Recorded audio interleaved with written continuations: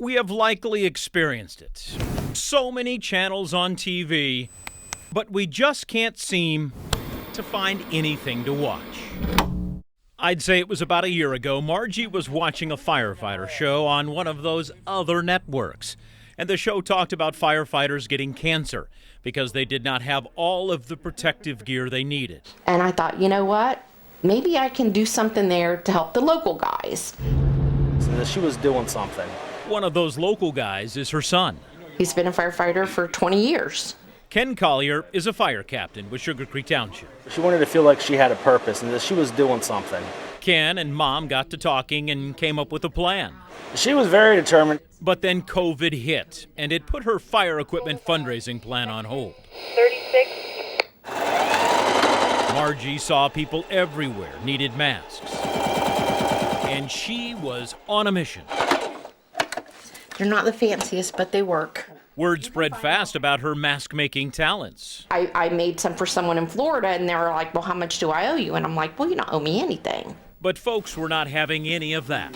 Can I send you some money? And I thought, well, if you do, I can just donate it to the firefighters. And then I was like, duh. That duh moment inspired her to create a Facebook page. She showed her masks there and let people know they could donate to her cause, but only if they wanted to and if they could afford it. In the very beginning, they put a pattern up for masks. Margie will never forget what happened after she made a few masks with Jeep material and showed them on the Facebook page. And the next morning, I woke up and I had 187 emails. The rest, shall we say, is history. There were times she could not make them fast enough. How many masks do you think you made? I've done over 2,000.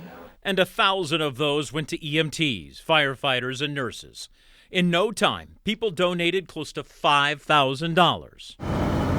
And that was just about what it was going to cost to make sure every firefighter had one in Sugar Creek. Because this hood has like a 98% rate of getting all the particles out, and most firefighters absorb the carcinogens around their face and head because that's the only open part on their body left. Firefighters wear them under their helmets and oxygen masks. Her goal was to get that 50, and she was going to get that 50 one way or another.